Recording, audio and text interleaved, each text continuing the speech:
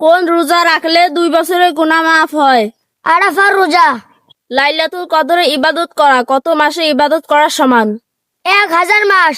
ইসলামে 5টি স্তম্ভের মধ্যে রোজা কততম স্তম্ভ? তৃতীয়।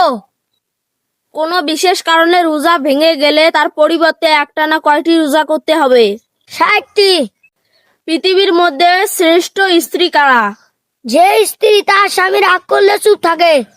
পৃথিবীর মধ্যে শ্রেষ্ঠ স্ত্রী কে? যে স্ত্রী তার স্বামী কিছু কিনে দিলে খুশি থাকে। পৃথিবীর মধ্যে শ্রেষ্ঠ স্ত্রী কারা? যে স্ত্রী তার স্বামীর আয়ের উপর সীমাবদ্ধ থাকে।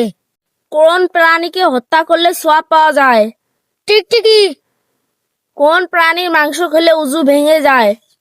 উট। ইসলামে ব্যাঙ খাওয়ার বিধান কি? হারাম।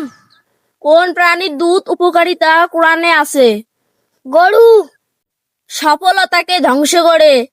অলসতা। বুদ্ধিকে মেরে ফেলে? রাগ। উন্নতিকে ধ্বংস করে? হিংসা। শান্তিকে ধ্বংস করে? অহংকার। বিশ্বাস নষ্ট করে? রাগ। যেখানে সম্মান নেই সেখানে যাবেন না। নিজেকে মূল্যবান করতে না বলতে শিখুন। ব্যক্তিত্ব বাড়াতে কম কথা বলুন। কাউকে দ্রুত বিশ্বাস করা বোকামি। যদি মন খারাপ থাকে তবে মায়ের কাছে বসো। যদি কোনো জিনিসে ভয় পাও তাহলে মায়ের কাছে খুলে বলো। যদি বিপদ মুক্ত থাকতে চাও যেখানে যাও মাকে বলে যাও। যদি অস্থির অস্থির লাগে তাহলে মায়ের আসলে মুখখানি মোছো। যদি ভালো থাকতে চাও বেশি করে মায়ের সেবা করো। আপনার ভবিষ্যৎ কল্পনা গোপন রাখুন। নিজের দুর্বলতা কাউকে বলবেন না। উপার্জনের উৎসব লুকিয়ে রাখুন। ব্রিটিশ আমলে বাংলাদেশের নাম কি ছিল? বেঙ্গল প্রেসিডেন্সি। মুঘল আমলে বাংলাদেশের নাম কি ছিল?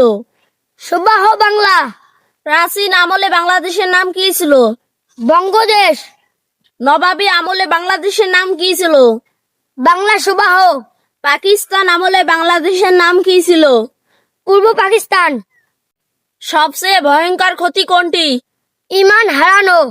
আল্লাহ কাকে হিদায়াত দেন না? জালিম ও পাপীদের। কিয়ামতের দিন সবচেয়ে বেশি আফসোস কে করবে?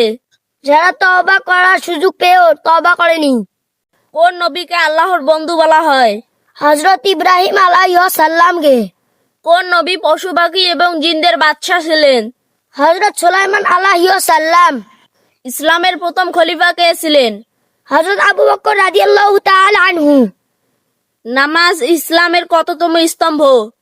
দ্বিতীয়।